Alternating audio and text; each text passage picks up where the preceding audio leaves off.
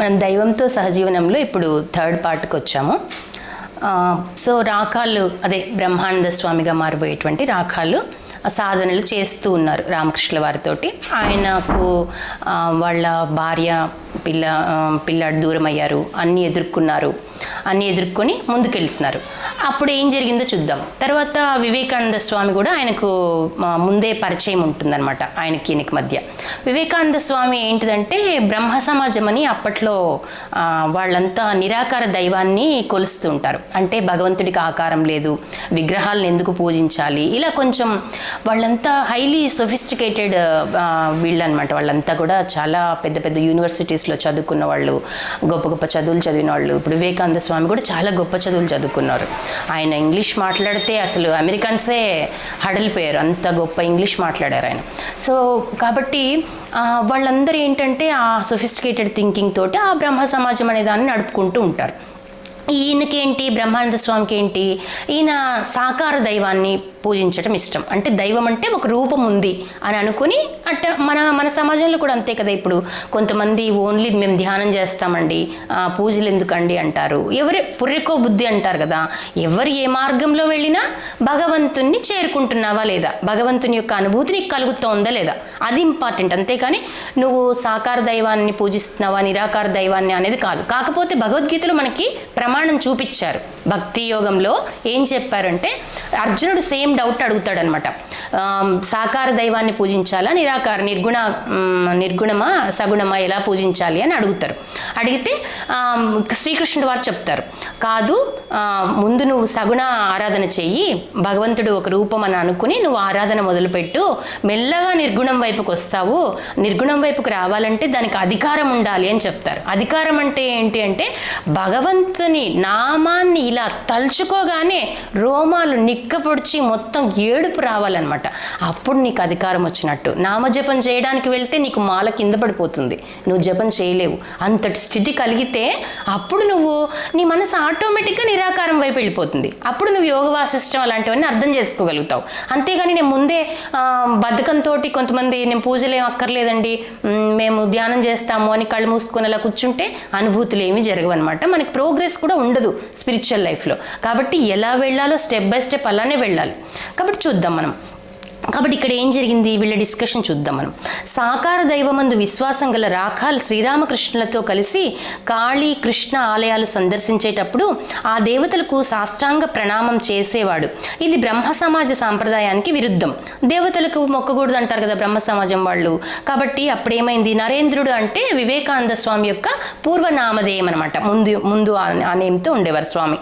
కాబట్టి నరేంద్రుడు ఒకరోజు ఇది చూసి బ్రహ్మ సమాజ మత సభ్యుల నియమావళికి విరుద్ధంగా ఉన్న ఈ చర్యను చేస్తున్నందుకు రాఖాల్ని తీవ్రంగా మందలించాడు. సాత్విక స్వభావుడైన రాఖాల్ నరేంద్రుడితో వాగ్వివాదానికి దిగక అతడి నుంచి ఎడంగా ఉండసాగాడు. కాబట్టి వాళ్ళు మనం ఈ పుస్తకంలో ఇది కూడా గమనించవచ్చు. వీళ్ళు సాధువులు, వీళ్ళందరూ 16 మంది శిష్యులు ఒకరితో ఒకరు ఇలాంటి అనుబంధాన్ని కలిగి ఉన్నారు. ఒకరినొకరు ఎలా గౌరవించుకున్నారు. ఇప్పుడు ఎలా ఉంటుంది, నేను గొప్ప ఆ గురువు నా గురువు, నేను గొప్ప అని ఒక అహంకారంతో ఒకరి మధ్య ఒకరు భక్తులు అలా మెలుగుతున్నారు. అప్పుడు వాళ్ళు ఎలా ఉండేవారు చూడండి, చాలా ప్రేమతో ఒకరొకరు మర్యాదతో ఉండేవాళ్ళు అనమాట. ఈయన కామెంట్ చేశారు, నువ్వేంటి ఇలా మొక్కుతున్నావు అని, బ్రహ్మ సమాజాన్ని ఫాలో అవుతున్నారు అప్పటికి. కాబట్టి నరేంద్రుడు కామెంట్ చేస్తే ఈయన బ్రహ్మానంద స్వామి సైలెంట్గా ఊరుకున్నారు. అప్పుడు రామకృష్ణ వారు ఏం చేశారో చూద్దాం.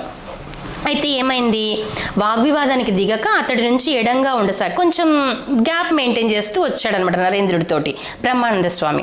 అంటే రాఖాల్ ఇబ్బందిని గుర్తించి శ్రీరామకృష్ణులు నరేంద్రుడితో ఈ విధంగా అన్నారు, రాఖాల్ని ఆ విధంగా జడిపించవద్దు. నిన్ను చూసి అతడు భయపడిపోతున్నాడు. ప్రస్తుతం అతడు దేవుణ్ణి సాకార రూపంగానే విశ్వసిస్తున్నాడు. అతన్ని నువ్వు ఏ విధంగా మార్చగలవు? ప్రతి ఒక్కరూ సాధన దశ ఆరంభంలో నిరాకార పరబ్రహ్మ అనుభూతి చెందలేరు అని చెప్పాడు. అంతే కదా, మనం అదే కదా చెప్పుకున్నాము. కాబట్టి నువ్వు ఎందుకయ్యా భయపడిస్తున్నావు? ఇప్పుడు అందుకే చాలామంది సమాజంలో ఎలా ఉంటుందంటే, ఇప్పుడు ఒక్కొక్కరు ఒక సంస్థకి వెళ్తుంటారు. ఇప్పుడు కొందరు బ్రహ్మకుమారీస్ అవ్వచ్చు, ఆర్ట్ ఆఫ్ లివింగ్, రకరకాల సంస్థలు ఉన్నాయి కదా. అన్నీ ఏవి తప్పులేదు, అందరు బోధించేది మంచి విషయాలే. కాబట్టి మనం ఏమనుకుంటున్నాము, ఇది గొప్ప అది గొప్ప అని మనం భేదభావాలతోటి ఉంటున్నాము. అలా ఉండకుండా మనమేమి ఎవరిని కించపరచకూడదు. నువ్వు ఇది ఇలా చేస్తున్నావే, ఇది ఇలా చేయకూడదు చేయకూడదు, కన్ఫ్యూజ్ చేయకూడదు అనమాట. నాకు ఒక అమ్మాయి అడిగారు మొన్న క్లాస్లో కూడా, ఏంటి మాకు ఎక్కువ కన్ఫ్యూజన్స్ అయిపోతున్నాయండి, వాళ్ళు ఒకరు ఇది చెప్తారు, ప్రవచనకర్తలు కూడా ఒకరు అది అంటారు, ఒకరు ఇది అంటారు, ఈ పూజ చేయండి అంటారు, ఆ పూజ, దీనికి ఈ నియమాలు అంటారంటే నియమం అంతా ఒకటే, భగవంతుని మీద నీకు ప్రేమ ఉందా లేదా, ప్రేమతో దగ్గరవు అంతవరకే. అప్పుడు భగవంతుడు నీకు అనుభూతిని ప్రసాదిస్తాడు, గురువుని ప్రసాదిస్తాడు, నీకు మార్గాన్ని సుగమం చేస్తాడు, నీ జీవితంలో కష్టాలు తీరుస్తాడు, అన్నీ జరుగుతాయి. కొంతమంది భగవంతుని దేనికోసం ఉపాసిస్తారు, వాళ్ళ యొక్క నిత్యావసరాలు తీర్చుకోవటానికి ఉపాసిస్తాడు. ఆయన తప్పు పట్టట్లేదు, ఆయన ఏమి పర్వాలేదు, రండి నా దగ్గరికి. ఇప్పుడు షిరిడి సాయిబాబా చెప్పేది కూడా అదే కదా, నా ఖజానా నిండుగా ఉంది, రండి, కాకపోతే బ్రహ్మజ్ఞానాన్ని అడిగేవాళ్ళు ఎవరు లేరే, వస్తే నేను ఇస్తాను కదా అని అంటారు. కాబట్టి మనమన్నీ కూడా మనం సామాన్యులం కాబట్టి ముందుగా మనకు జీవితంలో ఉన్న కష్ట నష్టాలను తొలగించుకోవటానికే ప్రాధాన్యం ఇస్తాం. అలా మనము మెల్లగా ఉపాసిస్తూ భగవంతునితో కనెక్షన్ బాగా ఏర్పాటు చేసుకున్నప్పుడు అప్పుడు మనకి ఇవన్నీ ఆయన చూసుకుంటాడు కదా అనిపిస్తుంది అనమాట. ఆ శరణాగతి భావం రావాలి. భగవద్గీతలో కూడా చెప్పేది అదే కదా, ఎవరైతే నన్ను బాగా శరణు చొచ్చుతారో వాళ్ళ యొక్క జీవితావసరాలన్నీ నేనే తీరుస్తానంటాడు. కానీ మనకు ఆ నమ్మకం ఉందా? పక్షులకి, జంతువులకి ఆ నమ్మకం ఉంది. అందుకే కదా అవేమి సంపాదించుకోవటం లేదు, ఏ రోజు ఆహారం ఆ రోజే సంపాదించుకుంటాయి, అవేమి ఎత్తిపెట్టుకోవు కదా పిల్లలకి, వాళ్ళందరూ తరతరాలకు. మనం ఏం చేస్తున్నాము, సంపదని తరతరాలు కావాలని చెప్పి పోగేసుకుంటున్నాము. మనము ఇటువంటివి ఏవైనా పిల్లలకి పుస్తకాలు పరిచయం చేయడం కానీ ఇవన్నీ చేయటం లేదు మనము, ఎందుకంటే మనకు వీటి మీద నమ్మకం లేదు అంతగా. ఈ దేవుడిని నమ్మితే మన కష్టాలన్నీ తీరిపోతాయి, నేను ఇంకేమీ చేయనక్కర్లేదు అంటే చేసుకోవాలి, డైలీ యాక్టివిటీస్ మన జాబ్స్ అవి చేసుకోవాలి, కానీ మనం కష్టానికి అంత బెదిరిపోమన్నమాట. కాబట్టి ఇక్కడ కూడా ఏం చెప్పారు రామకృష్ణ వారు, నువ్వు ఒకేసారి ఎవరైనా నిరాకారానికి ఎలా వస్తారు బాబు, నువ్వు ఆయన్ని భయపెట్టించద్దు అని చెప్పారంట. అలా ఆయన ఒకరి మధ్య ఒకరు విభేదాలు లేకుండా వాళ్ళ మధ్య చాలా ప్రేమగా ఆ బంధాన్ని ఏర్పాటు చేశారు. కాబట్టి ఇప్పటికీ రామకృష్ణ మిషన్ యొక్క ఆ సాధు వరిష్ఠులందరూ కూడా అలాగే ఒక ప్రేమ భావంతో అలా సంస్థల్ని ముందుకు తీసుకెళ్తూ వాళ్ళకి ఇచ్చిన బాధ్యతలను నిర్వర్తిస్తూ మాలాంటి భక్తుల్ని ప్రోత్సహిస్తూ సమాజానికి వాళ్ళు ఎంతో సేవ చేస్తూ ఆదర్శంగా ఉంటున్నారనమాట. కాబట్టి ఏమంటున్నారు, ఆనాటి నుంచి ప్రతి వ్యక్తి స్వేచ్ఛను ఇచ్చగించే నరేంద్రుడు రాకాల ఆధ్యాత్మిక మార్గానికి, అతడు ఎన్నుకున్న నూతన సాధనా మార్గానికి అవరోధం కలిగించలేదు. జీవితాంతము వారిరువురు అత్యంత సన్నిహిత మిత్రులుగా మెలిగారు. చూసారా? కాబట్టి వాళ్ళిద్దరూ కూడా చాలా మంచి ఫ్రెండ్స్గా ఉన్నారు. తర్వాత ఈయనే స్వామి వివేకానందనే బ్రహ్మానంద స్వామికి అప్పగించేస్తారు మొత్తం బాధ్యతంతా. సంస్థని ఏర్పాటు చేశాక రామకృష్ణ మిషన్ను కొత్తగా వాళ్ళు ఫస్ట్ టైం వేలూరులో ఏర్పాటు చేసిన తర్వాత బాధ్యత మొత్తం ఈయనకి అప్పగిస్తారు. ముందు ఏం జరుగుతుందో చూద్దాం. Thank you so much. జై రామకృష్ణ.